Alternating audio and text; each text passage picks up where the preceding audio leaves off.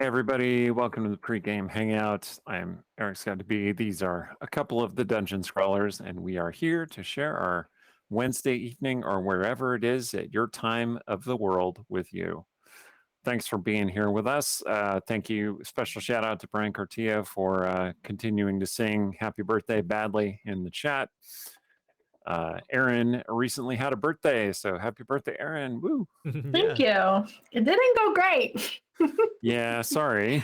I was supposed to have a massage on Tuesday, and they just never confirmed. So no massage, no birthday present. Oh, What? no. I don't know what I'm gonna, if I get anything in place in lieu of it, or if I or what. But yeah, that was also my Christmas present, and the same thing. Well, not the same thing happened. In that case, they had a COVID outbreak, so it was canceled. Mm-hmm. So yeah, kind of a stinker.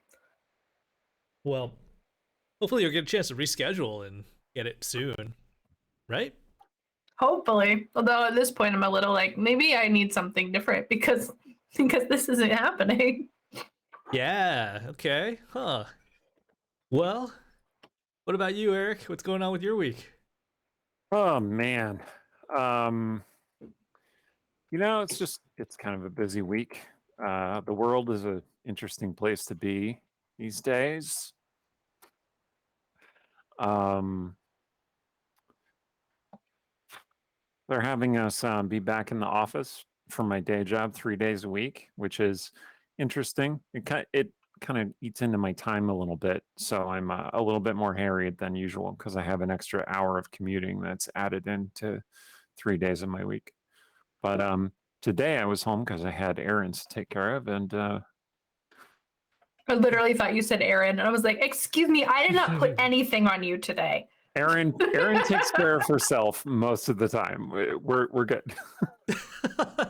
She could feed and water herself. Yeah. No, so I had extra time to plan for today's session. So hopefully it goes well. I have a bunch of writing stuff to do. And those of you who are on our Discord, check out our gigs and opportunities channel because we occasionally post like links that we've seen to open markets or open calls and things, and there are a couple interesting ones recently. So you're missing out if you're not on our Discord. Especially if you get that novel sitting somewhere in that trunk. So much finger guns right here. I'm not gonna lie, part of me is a little jealous because I definitely have novels. I'm like, I would send this, but well, now you have. I'm not allowed. Yeah. I love her, but she's a very slow reader. So even if it was possible for her to start shopping the other book, it would be a while before she got to it.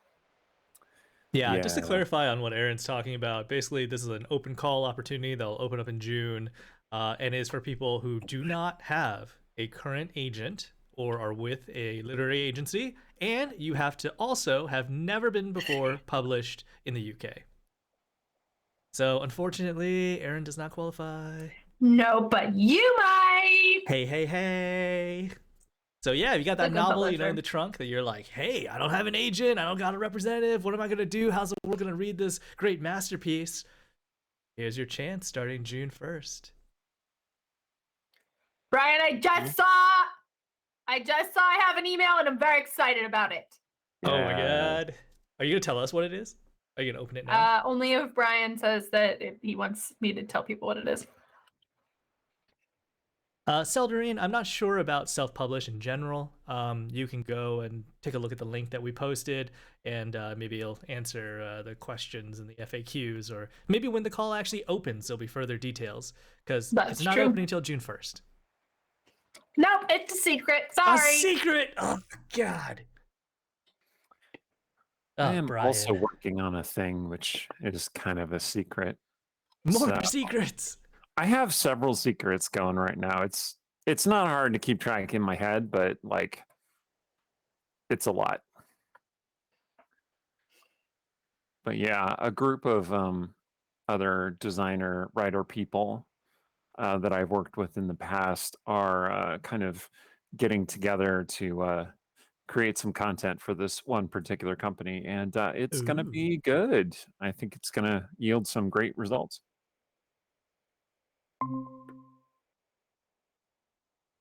I mean, please tell us more when you could actually tell us more.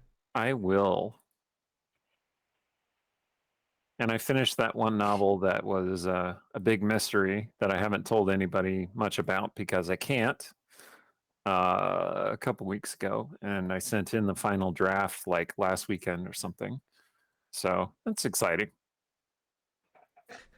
Okay, Emily, it's your turn. Do you have like a big secret and that you can't tell anybody that's really exciting?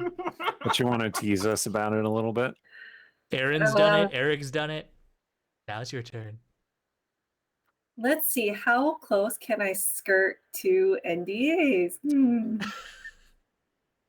Go with moderate. I love Emily asked me earlier if I could help her find an email address, Okay. and refused to tell me why. I can't Love it. tell you why. I know. I just want your overlords, your corporate overlords, to know that you were really dedicated to the fact that you're not allowed to talk about it. No Wow, she had NDA to bullets leave- for she had to Emily. leave the I video tried. while you're I talking about it. tried. I was like, what am I supposed to say if they ask? And she was like, if they asked, then well, I guess we were somewhere else. Like, Oh wow! Don't say anything. Yes. So there was Watsy, a if you're pause watching this. between you asking me that and me mhm. saying, "Oh, this is probably good," and that was me having to turn around and to my man and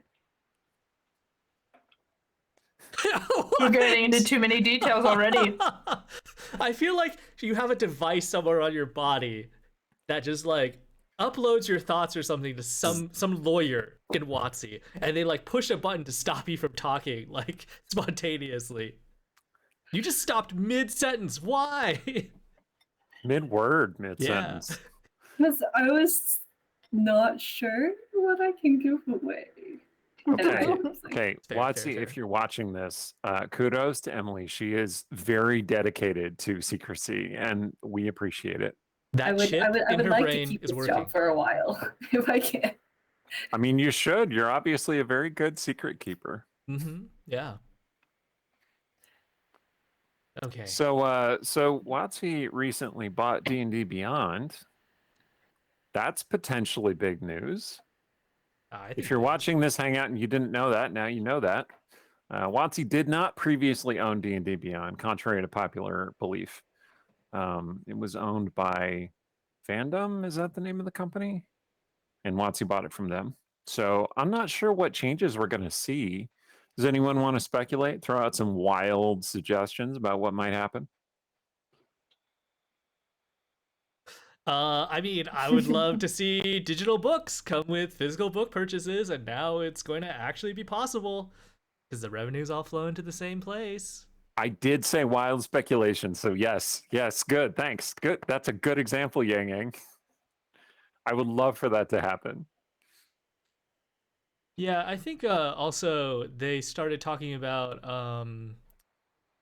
another wild speculative piece is opening up more of a digital marketplace for more dice and monsters and things like that. So like now when you buy your new book, D&D Beyond will be like fully equipped and give you all the tokens and things like much quicker. Awesome. I've also heard suggested that it might come with better integration with the DM's Guild. Because right now, if you want to take things from DM's Guild and put them into D&D Beyond, it's a whole like rigmarole. Yeah, That would be nice. I created the Vremyani for Sebastian, right? And that took me a while. I think I was doing it during another D&D game. Like the whole time, I was just like, It's like, a lot "Oh, it's of your little turn." I'm things like, to "Oh, fill okay." in. Yeah, totally. So Mystic Maniac speculates if we'll get a unique WotC digital tabletop. Honestly, I think it's a matter of when, not a matter of if. I was just gonna say that. That's an excellent idea. I would really like that to happen. I've been A little trying mystery. for so long to make that. That is the case. This was a thing Yeah. in early 4th edition days when they were like, "Yeah, we're yeah. gonna do this. It's gonna be great." And then What did they? Was it was it actually called Gleemax, or was that the internal name? yeah, it was actually called Gleemax. Yeah, Limax is the only name I've ever heard. I'm not It was sure. it was Cornerstone. Project Cornerstone was the internal name for a while, and then yeah, they're like, we're gonna call it Gleemax, and we all went, Okay, okay. that's a choice. Somebody in marketing needs to be fired. And that was, I think that was a case where someone was running a project that they really didn't understand the full scope of, because Okay, I had friends who interviewed for positions for the digital space, and they were like, "You're too qualified," and they're like, "No, I'm really not. You really need programmers who can do this kind of thing." Yeah. Oh, this is a Gleemax stress ball that looks kind of like a brain. I think that text was too small. What did it say on it? It says Gleemax, be a good little minion. Oh, I love it. That's awesome. This is like 15 years old at this point. I had a Gleemax t-shirt, which in true free t-shirt fashion was men's sized and slimming on me. So I gave it to Kevin, and became a gym shirt, and he had the wonderful experience of having someone who must have been a former WotC employee come up to him in the gym, all excited, because he had a Gleemax shirt on years later. And Kevin was like, God. I don't actually know what this is. Oh no. Oh, that's great. Yeah. I Yeah. want to just ask viewers real quick, because I want to make a poll. Like, what virtual tabletops are you currently using? Because I know of Roll20, I know of Astral, which just died out, RIP. I know of Foundry. So if I could get a couple more names, I would love to throw up a poll and see like which one's the favorite. Although I'm gonna guess right now it's gonna be Roll. Is there tabletop simulator? Am I thinking of that correctly? Is that a thing? I think that's just for board games, or do they do this too? They have D&D stuff. Like they have miniatures and they have dice, so why not? Okay. But it doesn't. It's not scripted to do it very well. Yeah, and it's kind of got to be, because there's a lot of moving parts. So far, I see Roll20 in the chat. Somebody said Demiplane. Is Demiplane also a virtual tabletop, or is it just a site to coordinate games? Interesting. I've never played a game on Demiplane, actually. So I am in a game which I affectionately refer to as the cursed Pathfinder game, where we're playing Pathfinder, but everything's going wrong and everything goes badly, and we basically got a TPK in the first. Because your DM's trying to murder you. Yeah, exactly. He's trying to murder us in most respects. I am currently on my 3rd character, just to be clear. The first one ended up falling off a cliff, and the second one got banished from the city for necromancy. The third one, however, is a paladin. We'll see how long that lasts. And we are using Roll20, and it is janky when it comes to Pathfinder for whatever reason. I don't know. I'm sure there are some Roll20 wizards out there who would be doing great with running Pathfinder on Roll20, but our group is having some issues with it. I find that Roll20 is a lot like playing D&D itself, where like if you started in the early days and you could pick up all the little tips and tricks like keyboard shortcuts and how things interact with each other and where the checkbox is for the thing that you want to make happen, then Roll20 is great. But if you're coming in late to the game, especially with a group that knows like how to do it a lot better than you do, it is a lot of catch up. There's a lot of catch up to learn, a lot of fiddly little bits. It can certainly feel overwhelming. Mm. Yeah, I feel like D&D is a little bit like that itself. I feel, at least in my experience, and I'm sure there are a lot of people who learn D&D differently from me, but the best way that I have learned D&D or seen other people learn how to play D&D is to learn from somebody who has been playing for a long time. So basically, you learn by doing and by teaching rather than by reading the book. Reading the book will get you a lot of important information, but the book is only part of it. A lot of it is just the experience of actually just doing it. So anyway, that's how it works for me and the people that I have kind of pulled into the game. But I don't know. Yeah, I think you raise a good point though. So I guess I'm just generally curious.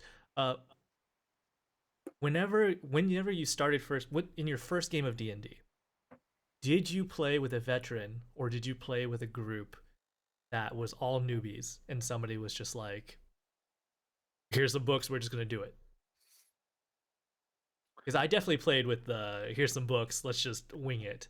And I think we ignored 80% of the rules. The DM liked to look at the pictures of the monsters, and I think AC and HP and damage were the primary mechanics that all of us picked up, and that was it. I would like to hear Aaron and Emily's experience in this regard. I will briefly say that when I started playing, I had found my parents' blue box in the back room of my house, which is, first edition advanced D&D. And I had read the book and I started a group of newbies and I did most of the math for them because I was pretty good at math.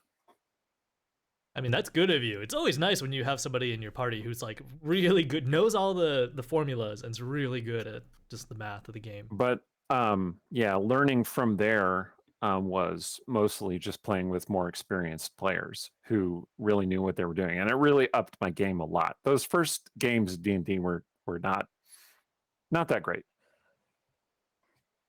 My sound full glitched out, so I don't know what we're talking about. We are talking about how you first got into D&D and whether it was on your own with a group of other inexperienced players or whether you had some veterans to coach you through it.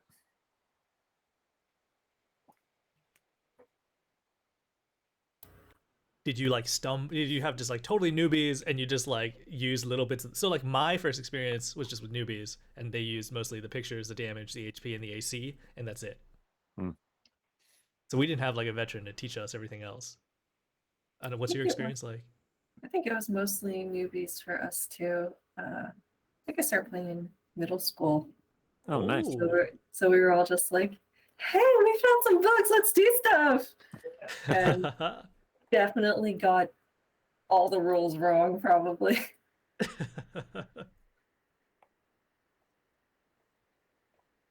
Yeah, we definitely did not fill out the entire character sheet. Definitely didn't care about most of it. Well, Aaron, you came to D&D relatively late, right? In 4th edition? No, I played 3rd. Oh, you played 3rd. Okay, cool. Yeah. The first time I played D&D, I was 23. He's my brother-in-law now, but my husband's coworker said, hey, we're going to play D&D. It's going to be all fun and nostalgic.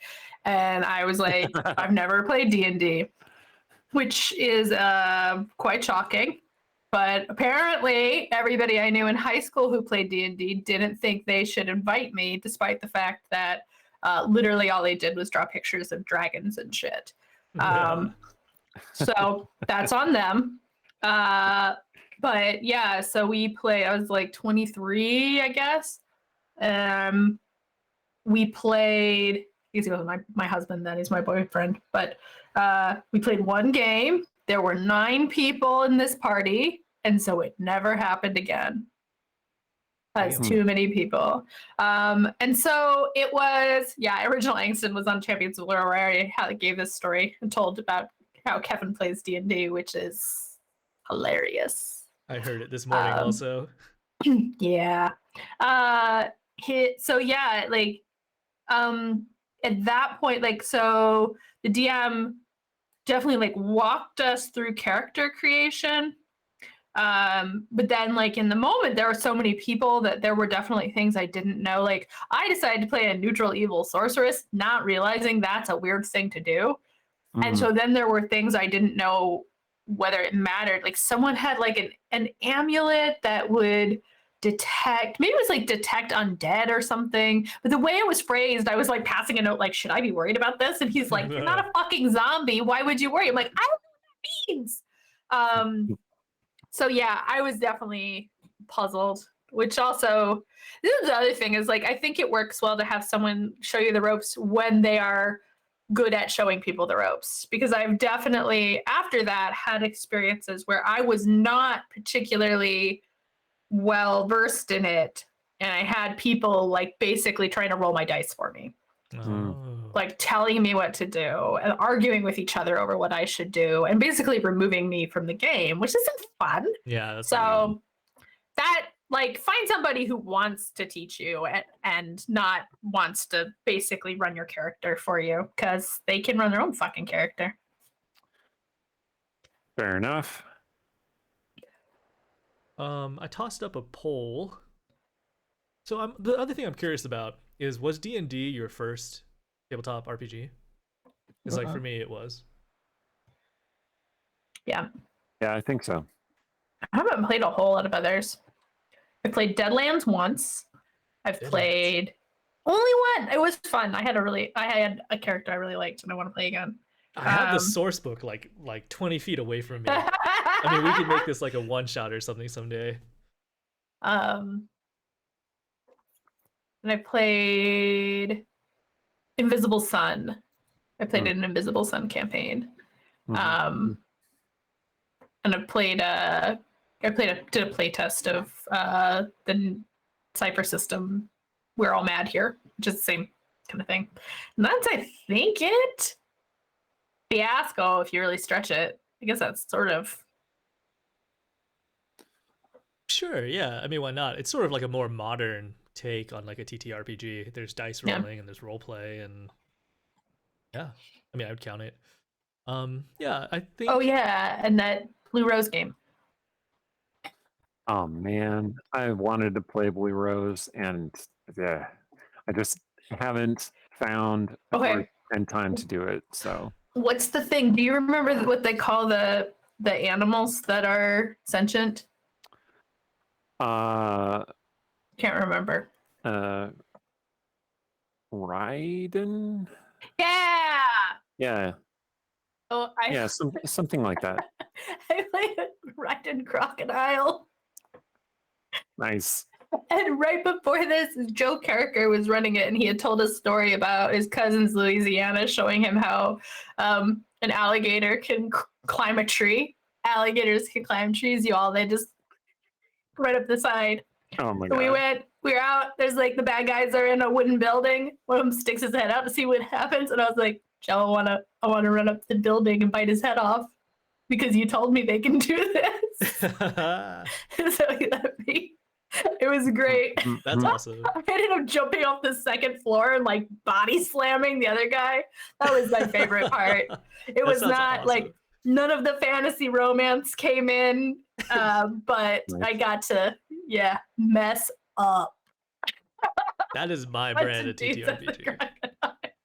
Yeah, for anyone not familiar with Blue Rose or the concept, it is romantic fantasy that's kind of like I don't know, what are some good authors that exemplify like that? Mercedes Lackey. Like Mercedes Lackey is a good example, where the emphasis is on the relationships among all the characters, and just the kind of like everything turns out well. It's not grim and dark and grittiness usually. They're often talking animals. It's really sweet and fun. Until the crocodile runs up a building and bites your head off. Yeah. I changed my character tonight. I'm just gaming often subverts those tropes. So it's Yeah. So right now, the poll is D&D your first TTRPG? It hasn't quite closed yet, but so far it is 100% yes. 13 people have voted, and not a single person has not started with D&D. Let's see. So other competing RPGs that my friends tried to get me into at the time that we were playing D&D. Shadowrun, which we played a couple of times and it didn't go super well. The West End game Star Wars, which is the D6 Star Wars RPG. I think like a friend really, really wanted to run it, and then we all decided to play Wookiees, and he was like, "No, this is not right."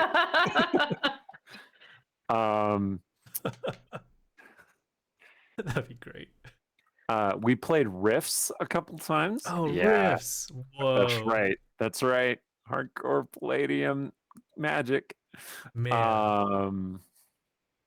We tried Mech Warrior a couple of times. That's like BattleTech, except it's more about the people than the mechs.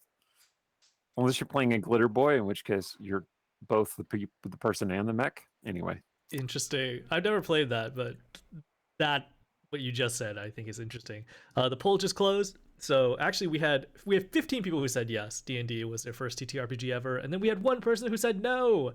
Whoever said no, tell us who you are and what RPG it was. Yes. I'm waiting. Yeah. And then we have to go to the recap. Man, there are like a bunch of those old school RPGs, like what you mentioned, also like, GURPS, Fate, Savage World, but it was always D&D. Fate an old school RPG? Okay. I mean, oh my God. Maybe to me. Okay. It's fine.